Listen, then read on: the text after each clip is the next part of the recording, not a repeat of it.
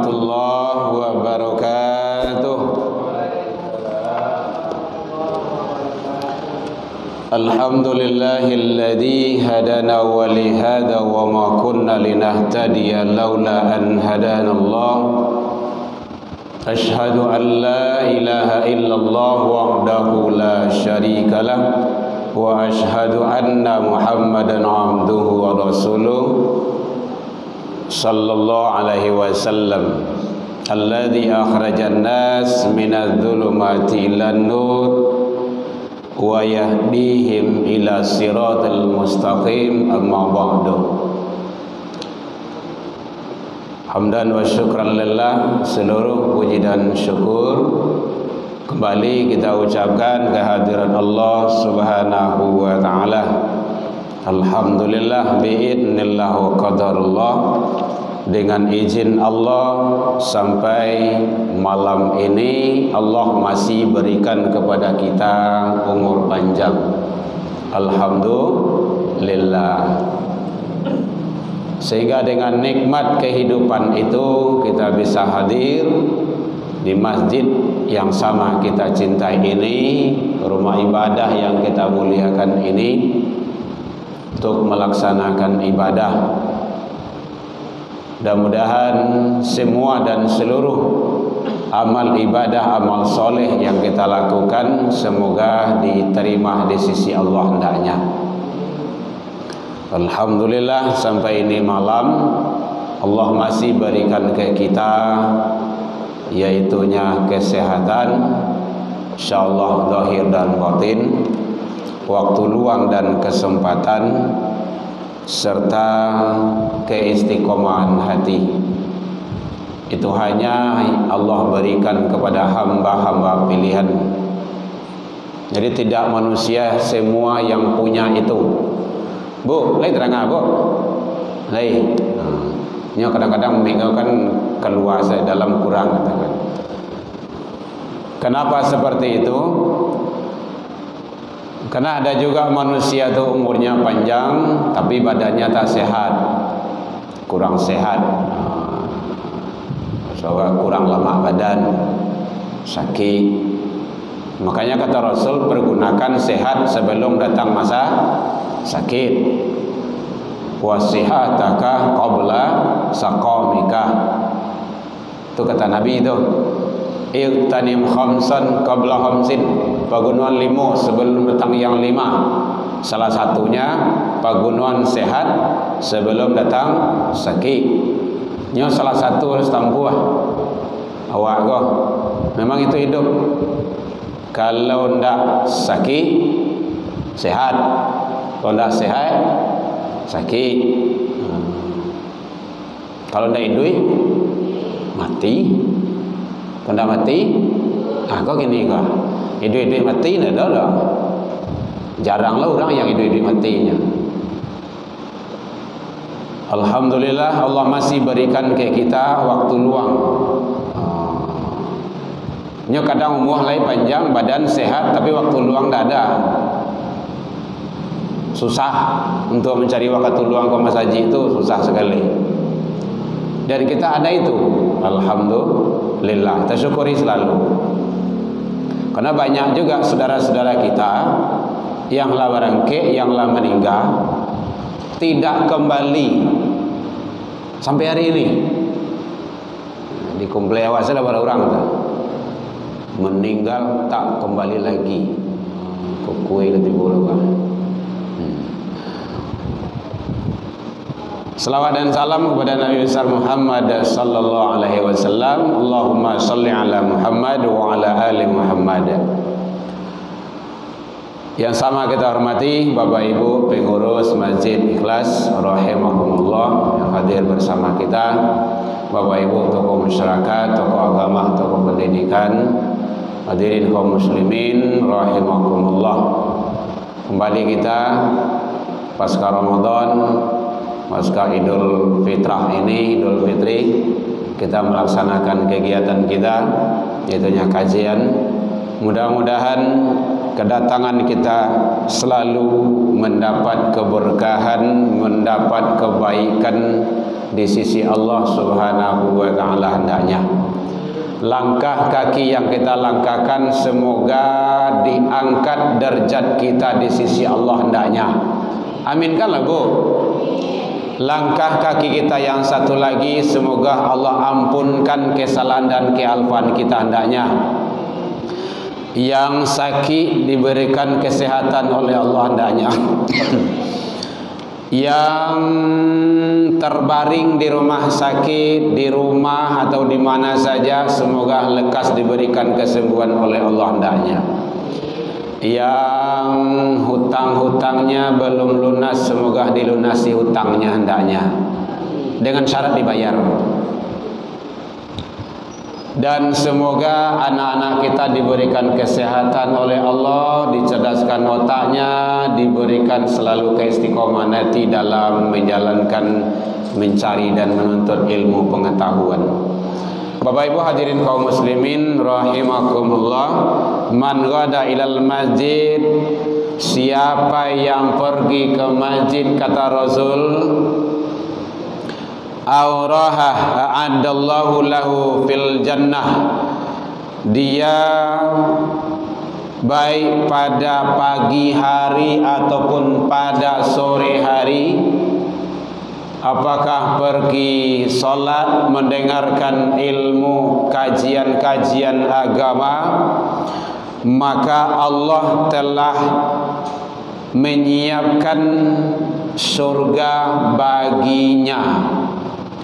Ini hadis yang diriwayatkan oleh muttafaqun alaih. Muttafaqun alaih ini adalah kesepakatan para ulama dan hadisnya sahih dari Abi Hurairah, semoga Allah ridha kepada beliau. Man ghada ilal masjid, siapa yang menuju masjid, aw raha a'addallahu lahul fil jannah, baik sore hari ataupun pada pagi hari. Kan ada kajian pagi waktu okay? Kajian sore, sore itu kayak gini, maghrib menjelang isya. Maka Allah telah siapkan, Allah telah kondisikan untuk hamba-hambanya itu nyentuh surga. Di dalam hadis yang lain, man salaka tariqan yaltamisu fihi ilman, siapa yang menempuh suatu jalan menuju majlis ilmu, menuju masjid, sahalallahu lahu tariqan ilal jannah, Allah telah bentangkan jalan menuju surga baginya. Jadi banyak riwayat yang menjelaskan bahwa hamba-hamba, orang-orang yang menuju masjid untuk ibadah, baik ibadah mahdoh ataupun gairu mahdoh. Ibadah mahdoh itu salat ataupun ibadah yang lainnya. Gairu mahdoh itu duduk dengar kajian, membaca Al-Quran, mengamalkan zikir, perbanyak istighfar dan amaliyah lainnya. Maka sallallahu tariqan ilal jannah, Allah telah bentangkan jalan menuju surga baginya. Ini sangat luar biasa. Beruntunglah Bapak Ibu yang awak lai istiqomah selalu, yang hadir di majlis ilmu. Maka oleh sebab itu kehadiran awak jangan karena orang ataupun karena siapa-siapa. Nyo ada je tu, ndak ada orang dah malih awak kasuraunya. Berarti itu riya namanya. Riya itu berbuat bukan karena Allah, tetapi karena orang. Ndak ada orang awak ndak baik, ndak ada orang awak ndak tiba, ndak ada orang awak ndak seto dah. Jadi oleh sebab itu mari kita luruskan kembali niat. Namanya dalam ilmu tauhid jadidul niat, perbaharui selalu niat. Innamal a'malu binniyat. Tiap-tiap perbuatan amal soleh, kerja yang kita lakukan itu niat menentukan. Bapak Ibu hadirin kaum muslimin rahimakumullah.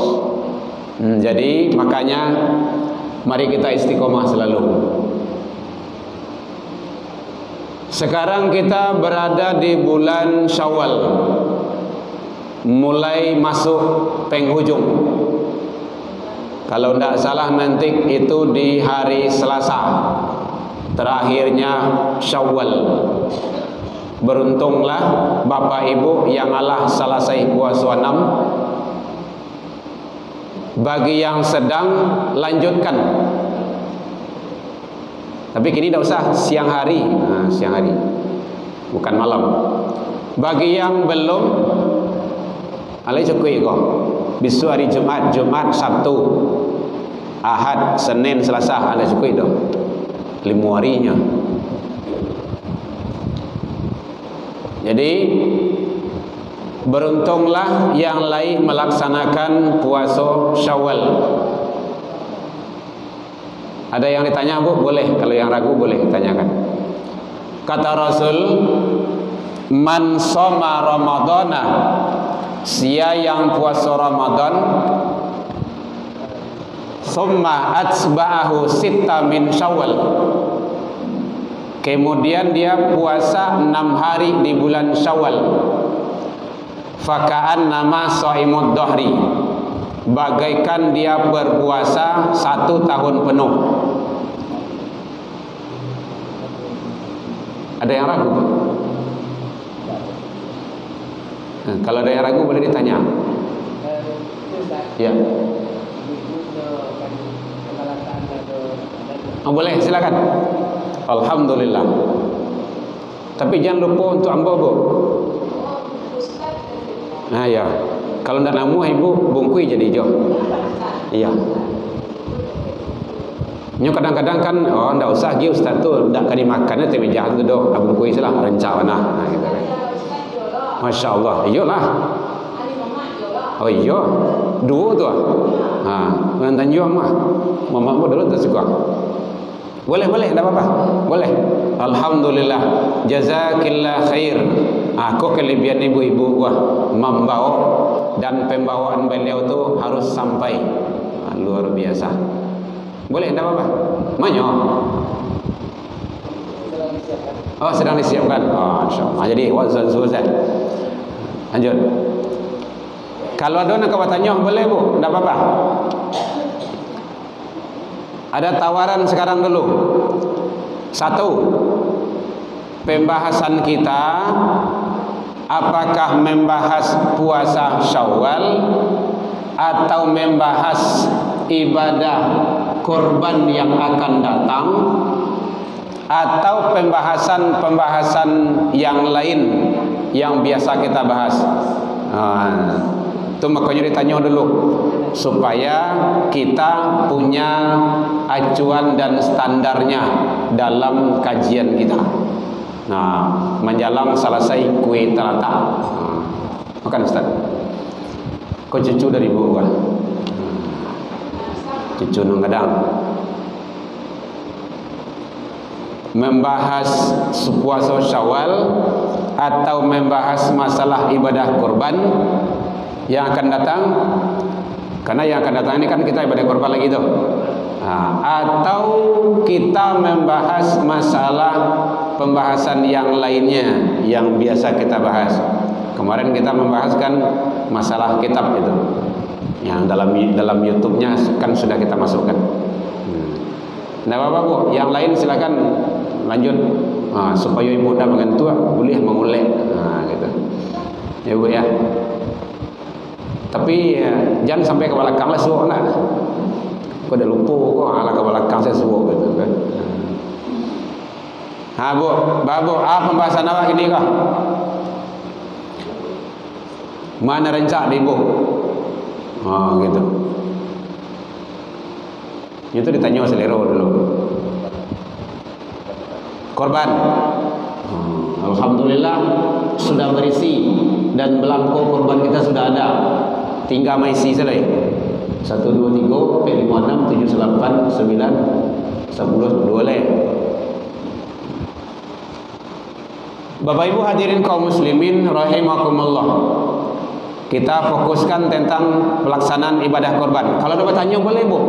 Kalau dapat nanya banyak bertanya supaya kita ilmu muncul dari pertanyaan itu, nanti jawaban-jawaban dan keterangan-keterangan yang jelas dan terang. Ibadah kurban itu dasarnya adalah perintah Allah, bukan perintah siapa-siapa, tapi Allah telah memerintahkan. Ibadah kurban telah diperintahkan dari awal kenabian, bahkan sejak mulai daripada Nabi Adam alaihissalam itu sudah ada. Anak Nabi Adam alaihissalam, Habil dan Qabil, itu sejarah kurban yang teratur, yang tertata rapi. Nah, itu sejak mulai daripada Nabi Ibrahim alaihissalam. Itu Ismail, itu sejarah kurban, penyembelihan Ismail itu sejarah ibadah kurban itu. Sampai kepada Nabi kita, Nabi Muhammad sallallahu alaihi wasallam, itu sudah tertata rapi, sudah jelas, dan lebih mudah umat-umat akhir zaman ini untuk melaksanakannya. Landasannya termasuk di dalam Al-Quran, yaitunya surah Al-Kautsar ayat 1 dan 2, dan surah lainnya. As-Saff sudah ada, juga sudah ada. Kalau dalam Al-Quran surah Al-Kautsar itu, Allah tidak menyuruh kita korban sebelum Allah memberi nikmat. Jadi alasan Allah menyuruh kita untuk melaksanakan ibadah korban itu karena nikmat Allah telah berikan kepada kita. Nah, dengar itu redaksinya. Inna a'toina kal kautsar, sesungguhnya kami telah memberimu nikmat yang banyak. Jadi nikmat telah diberi oleh Allah. Setelah Allah beri nikmat, baru datang perintah sesudah itu. Apa perintah yang pertama? Fasholli li rabbika, maka dirikanlah salat. Salat itu juga memerlukan nikmat dan karunia Allah. Baru wanhar, dan berkorbanlah. Nah, gitu. Ada dua perintah Allah di sana itu. Antara perintah korban dengan perintah salat. Bu, lain dah lupa dah. Nah, kerana kakaknya lupa sudah. Ya, baik Bapak Ibu hadirin kaum muslimin rahimakumullah. Jadi ternyata Allah karuniakan kita nikmat yang banyak. Tak kala kita lahir, kita tidak membawa apa-apa. Sampai kita berada di alam dunia ini, telah memiliki dan mempunyai banyak nikmat dan karunia atas izin Allah. Maka untuk mensyukuri nikmat dan karunia Allah itu, salah satu jalannya adalah ibadah salat, yang kedua kurban. Kalau dalam Al-Kautsar itu 1 dan 2. Jadi salat dulu. Salat itu butuh pengorbanan.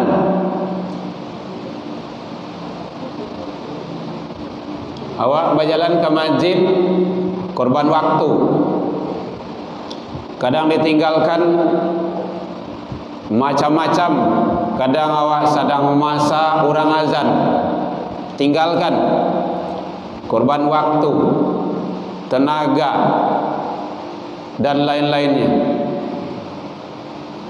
Jadi antara salat dengan korban, ternyata dua ibadah adalah perintah Allah Subhanahu wa ta'ala. Itu dasarnya daripada ibadah korban tersebut. Kemudian selanjutnya, yaitunya bicara masalah ibadah korban tersebut, ada juga di dalam Al-Quran surah Al-Hajj ayat yang ke-34. Wa likulli ummatin ja'alna mansaka. Ada kulli di situ.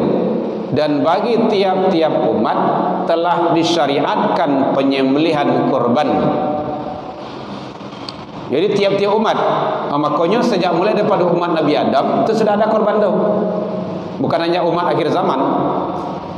Seluruh para nabi dan rasul itu disyariatkan korban. Model, corak, versinya sesuai dengan kenabian atau kerasulan masing-masing. Apa tujuannya? Liyadhkurusmallah, agar mereka menyebut nama Allah. Jadi dalam ibadah korban itu kita banyak menyebut asma-asma Allah. Makanya salah satu menyembelih, syarat menyembelih itu wajib membaca bismillah. Atau dalam rangka menyembelih itu adalah menyebut Allah. Bagi Bapak Ibu anggota peserta apa nih? Peserta korban atau peserta ibadah korban? Kalau peserta korban Ibu tidak biar. Namuah. Ndok ya. Peserta ibadah korban.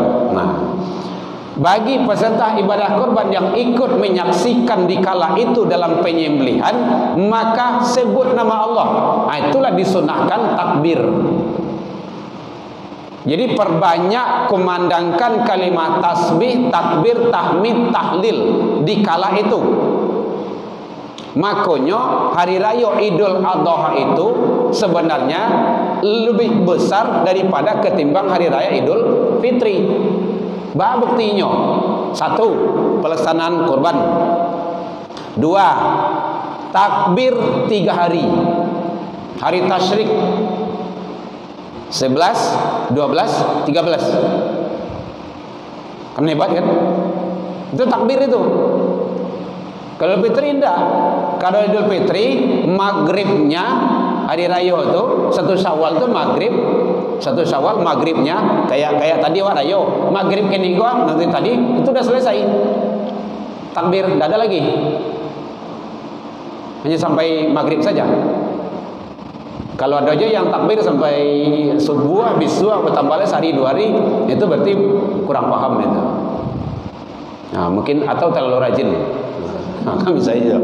Ada orang terlalu rajin ibadah gitu kan, nyapupuh itu katanya gitu kan. Nah, jadi begitu hebatnya Idul Adha itu 3 hari. 3 hari itu setiap sholat kumandangkan takbir. Allahu Akbar, Allahu Akbar, Allahu Akbar. Itu dengan irama. Allahu Akbar, Allahu Akbar, Allahu Akbar. La ilaha illallah, wallahu akbar. Allahu Akbar walillahil hamd. Nah gitu. Luar biasa.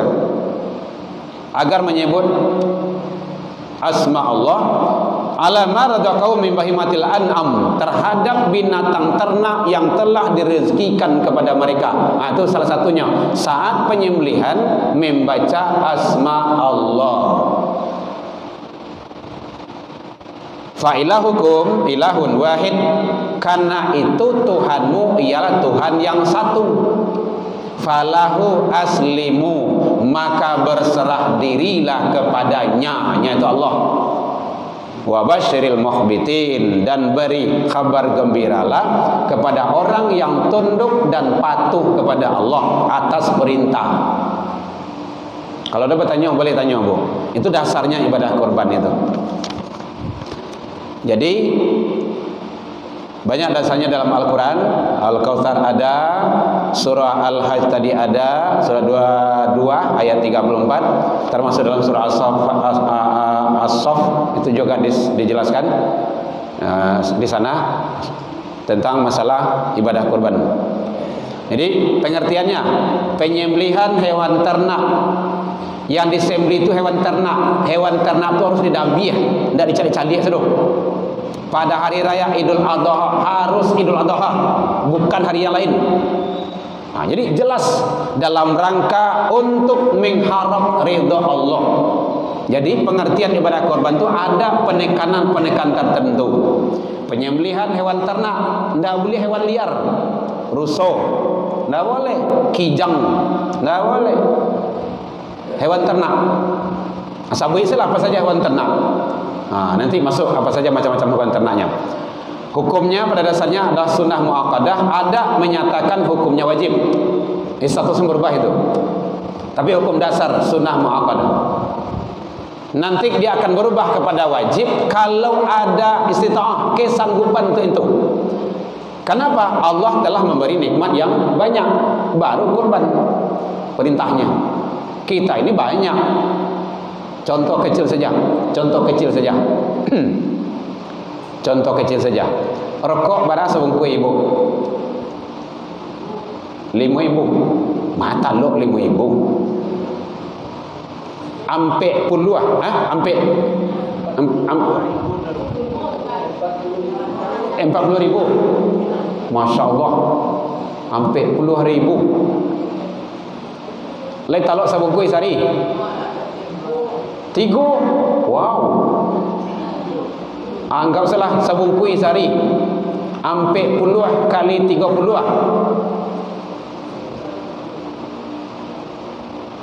39. 1.200.000 korban berapa nih? Itu sebulan urut belum sebulan rokok. Anggaplah sebulan rokok lebih lah gitu kan. Dikali 2 balik setahun. Berapa tadi? Ampe juta. 1.200.000 kali 2 balik. Bara kambiang itu. Itu kali-kali itu. Makanya Allah telah menyampaikan, inna a'tainakal kautsar. Makanya kita sarankan di tempat lain, kalau ndak talok saungguk langsung piti untuk korban, buat tabungan korban. Sekali datang contohnya kan 10.000, 100.000, agak lebih 50.000. Sekali pergi ke masjid, pergi solat, buat tabungan korban. InsyaAllah di hari H tu kalau kurang tak barah menukuk lah dong. Tak orang nambah dong. Maka lebih tu. Bisa. Kalau dibuat tabungan korban. Awak kan dia dah membuat tabungan korban dong. 2 juta 2.500.000, 2 juta 2.500.000. Kita ditampai awak 2.500.000, 600 gini kok. Itu penting, itu kali-kalinya bisa, tidak ada bisanya. Itu teknis. Makanya Allah telah memberikan hukum nanti akan berubah. Kalau ada kesanggupan, maka dia berubah menjadi wajib. Tapi hukum dasarnya sunnah muakkadah, dekat kepada wajib tapi di atas sunnah. Itu sunnah muakkad itu. Bapak Ibu hadirin kaum muslimin rahimakumullah. Sejarahnya sudah tadi, hewan yang boleh untuk disembelih dalam pelaksanaan ibadah korban itu onta boleh, kerbau boleh, jawi boleh, yang tidak boleh jawinar. Jawinar tidak boleh ada. Orang udah kok. Jawi, sapi boleh. Kambing domba boleh. Domba Garut itu kan besar-besar tuh. Domba biasa juga boleh. Dan hewannya tidak boleh cacat. Cacat bawaan itu makasihnya. Kecuali cacat darurat. Ini cacat dulu kok. Kalau cacat bawaan tidak boleh. Pincang, buto matonya salah, pontong iku penyakitannya tidak boleh. Makanya kita sama dengan dokter hewan, karena nanti akan dikonsumsi oleh manusia, harus sehat. Kalau onta umurnya 5 tahun, lebih kurang 5 tahun. Kalau sapi atau kerbau 2 tahun. Kalau kambing domba Garut, kambing godong-godong tuh rancak-rancak tuh 1 tahun tidak boleh. Kalau kambing biasa itu 2 tahun lebih, atau ditandai dengan tanda-tanda kealamannya. Lah baradia, ada orang mengecehan tuh. Itulah boleh, lah tumbuh tandu kan ada tuh, lah boleh. Atau lah tumbuh janggui tapi tidak sadar nama janggui boleh doh. Ya, setiap nama janggui korban kok karena yang mau kan. Jangan Berang orang rumah mau kau. Bu ya. Iya Bu.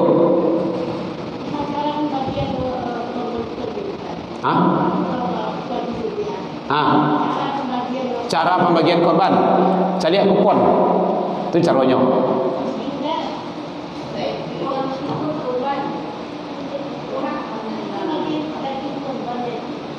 Pembagian daging korban itu nanti ada kan panitia. Panitia itu nanti kan membuat ada kupon. Kupon itu sesuai dengan jamaah atau lingkungan yang ada di masjid kita biasanya berapa. Dan itu biasanya dilebihkan supaya nanti mana tahu ada yang belum terjangkau oleh kupon tersebut atau nanti ada kelebihan-kelebihannya dalam rangka kita untuk kadang-kadang mereka ada yang fakir, ada yang miskin, yang beliau itu mungkin tidak dapat kupon. Nah, itu nanti jadi pembagian itu biasanya panitia itu yang membagikannya. Yang ragu ibu di mananya? Nah, itu saja tanya. Yang ikut korban, yang ikut korban terus boleh, hukumnya sunnah memakan daging korban kita ikut sebagai peserta korban, hukumnya sunnah. Kalau ndak ba'a dong. Contoh, ambo ikut korban di kampung, ndak mungkin pulang kampung, ambo sarahan sebulek-bulek, boleh, dari masalah. Oh, dikirim lo ke Padang kan susah tuh. Nah udah, selamatkan saja di sana, dari masalah. Nah, atau ibu tinggal di Steba, korban di Siko, ya kan? Nah, atau tinggal di Siko, korban di Banda Bue, nyuantan kamari di orang, boleh mencicipinya, boleh, dari masalah. Yang ragu ibu di mana lagi? Gitu. Ya, Pak.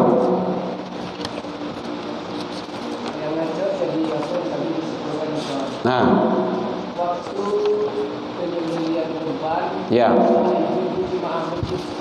kan nggak tempat-tempat kok. ya. Jadi bolehkah sebagian kecil dari daging korban itu masak dan dimakan bersama-sama di masjid? Oh gitu. Baik, ini dalam pelaksanaan ibadah korban. Nah, mungkin ada hadis-hadis yang sudah terbaca oleh kita atau ada yang belum.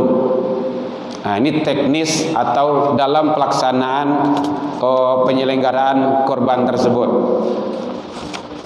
Ulama menyatakan di dalam hadis yang sahih, untuk pelaksanaan penyelenggaraan korban itu, pertama sekali ibadah korban dagingnya itu diserahkan bulat-bulat kepada panitia penyelenggara.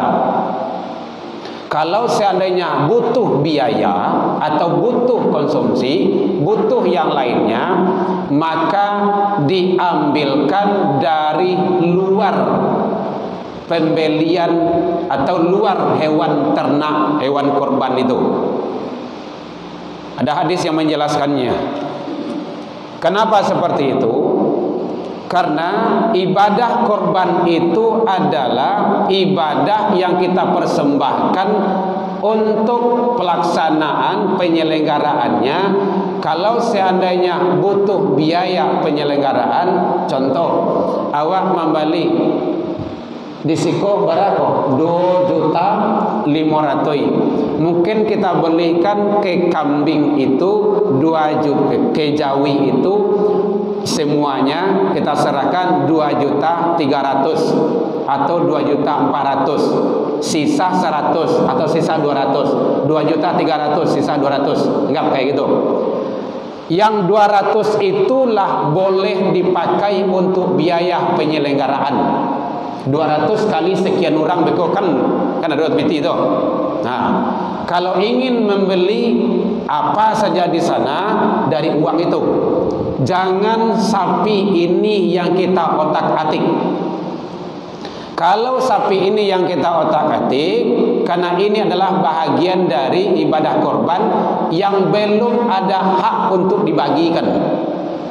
Kecuali bahkan ada ulama, ada hadis yang menyatakan, hadisnya sahih, Oh itu, apa namanya, kulitnya saja itu tidak boleh itu dibagi-bagikan. Harus mau kasih dibagikan itu tidak boleh dijual. Harus diserahkan semuanya. Malahan ada teknis yang menyampaikan, contoh, oh kami tidak pandai mengolah kulit itu, daripada tabuang di kami. Kalau dicincang ketek-ketek di bagian ke dalam aso-aso itu kan tabuangnya di ibu-ibu tuh. Itu teknis lagi itu. Bah teknisnya. Bara orang fakir di tempat awak tu atau miskin. Serahkan kepada beliau. Dia mau tak pandai mengolah godok kesek beliau. Maka kita yang menunjukkan, Bu, kalau ibu tak pandai mengolahnya, tu ada toke. Silakan ibu menjual. Tapi sudah menjadi hak beliau. Bukan kita. Kita panitia penyelenggara belum berhak untuk menjualnya. Kenapa? Belum milik pribadi, masih milik umum. Mungkin ada yang sering terjadi seperti itu. Kalau di tempat kita sarankan seperti itu. Oh biaya penyelenggaraan ambilkan dari yang lain. Sabananya korban itu tanggung jawab pribadi. Cuman dia tidak taluk di awak seorang, awak serahkan ke panitia. Panitia tentu butuh makan, butuh minum, butuh biaya kegiatan-kegiatan itu. Maka seharusnya peserta yang menanggung. Mau diambil dari luar ini atau teknisnya di dalam ini, tetapi biayanya itu dalam kita atur settingnya. Model tadi itu. Contoh awak balian kasapi 2.300.000, berarti 200 kan balabiah. 200 kali sekian. Nah, kalau ingin memakan dagingnya situ, balianlah ke Jawa ketek situ. Kalau tidak ke kambiang. Kambiang tu boleh disembelih, boleh dimakan oleh peserta, oleh tenaga, boleh. Kenapa? Karena itu bukan bahagian dari korban. Tetapi itu adalah bahagian dari biaya penyelenggaraan. Ini teknis saja itu. Gitu. Di tempat awak kayak gitu, Bu. Bu, halo. Dulu beberapa tahun belakangan memang seperti itu. Jawi itu yang diambil agak sekian kilo dimasak oleh ibu-ibu. Saya cegah. Dan ada buya-buya yang mendukung menyampaikan hadis-hadis yang sahih. Termasuk Pak Dr. Zulhedi, termasuk Bapak ahli-ahli hadis yang di sana yang menjelaskan.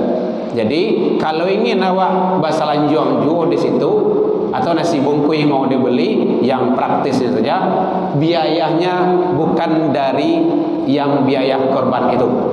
Nah, mungkin kalau boleh ikut di balian satunya, menyumbanglah 100 orang peserta korban itu untuk beli nasi peserta.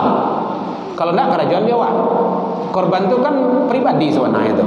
Makanya ada orang yang korban di rumah, ada yang korban di kantor, ada yang korban di toko-toko, ada itu.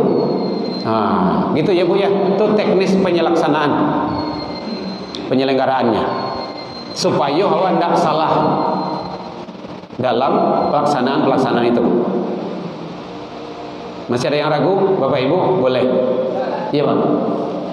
Seandainya ini kan dalam dari korban itu kan ada hak. Ya. Peserta korban. Ya. Jadi kalau seandainya peserta korban menyerahkan kepada panitia untuk dimasak, boleh. Kalau sudah menjadi hak kita, tidak ada masalah. Iya, di patongan saja. Contoh ibu bara kilo dapat, ibu bara lo, saparang pe seorang tu banyak lagi betul. Atau sekian orang seorang saja. Boleh kalau sudah menjadi hak. Ini masalahnya belum dibagi. Belum dibagi sudah diambil. Itu yang tak bolehnya. Tapi kalau sudah dibagi, itu sudah menjadi hak. Kalau sudah menjadi hak, terserah. Mau ditolong panitia awak ke basalanjuang atau makan basamo atau bersyukuran berdoa di masjid. Kau daging dari kami, kau daging boleh, tak ada masalah. Berarti beko jumlah timbangan ibu tu tidak sebanyak jumlah yang dipatok lagi. Karena sudah dikurangi yang dikeluarkan. Itu caranya. Supaya tidak salah, Pak. Masih ada yang ragu? Boleh. Sadonya itu adalah teknis pelaksanaannya. Nah, kalau teknisnya itu tepat, betul, insya Allah tidak ada masalah. Jadi kalau seandainya nyoba Ya. dibagikan hak peserta korban. Ya. Berarti peserta korban dulu. Agian hak peserta dulu, baru peserta beko, Pak, awak kawas lanjong. Ambian dari punya awak tu. Ya.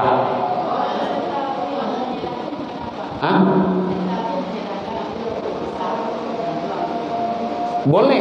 Kalau sudah menjadi hak ibu yang menyerahkan, ambillah gitu kan, boleh, tidak masalah. Contohnya kan ibu mendapat berapa kilo, contoh anggap 2 kilo, Bu, halo, anggap contoh ibu 2 kilo dapat hak gitu kan, hak ibu 2 kilo peserta. Tak kala ibu serahkan mungkin seperampe, berarti menerima beko ndak 2 kilo lah dong, kurang dari 2 kilo, karena seperampe lah disumbangkan atau diberikan untuk kita berselanjung bersama. Boleh, tidak masalah. Teknis saja, teknis. Nah, gitu. Jadi yang menetapkan panitia untuk peserta korban 2,5 kilo. Ya. Kalau ada kesepakatan yang 1,5 kilo diserahkan kepada panitia. Bagus. Nah, tapi panitia hanya menyampaikan, harus seizin peserta. Kalau ndak beko peserta, jadi seizin peserta itu berarti seluruh peserta harus izin. Ya, kesepakatan. Kalau ndak ada peserta di siko dong telepon. Pak, Bu, ibu kan jauh awak ada menyumbang sanu kuah, lai kelas ibu kuah setengah seorang atau seperempat seorang untuk selanjutnya tenaga kerja pekerja di masjid. Oh, ndak ada saja, aman tuh. Nyo yang para lubana akad dah ijab kabul tadi tu. Oh, ndak ada atau ijab kabul tu. Itu yang perlu. So nanti itu akan dikonsumsi, akan dimakan ibadah. Ya, Bu.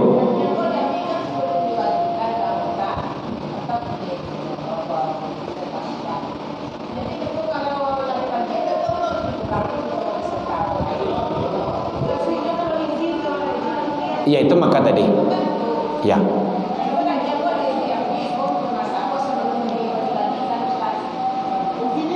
Iya, itu tadi lah sampai di apa kok? Itu betul tuh. Contoh, hak peserta itu 2,5 kilo. 2,5 kilo seorang. Maka yang setengah kok, contohnya kan diminta kesepakatan peserta untuk penyelenggaraan di masjid itu dimasak. Berarti nanti ibu menerima 2 kilo lain. Nah, tentu ya kurang. 2,5 dikurang lihat apa mah? Iya, kurang setengah tu 2 kilo.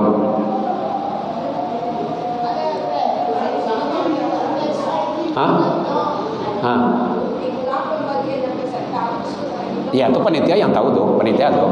Tanang saja, Bu. Nah, pokok izin ibu dulu. Ya. Iya. Bukan izin terpaksa, tapi izin ikhlas. Mas Haji ikhlas orang. Ya, Bu ya, supaya nanti tidak ngambang.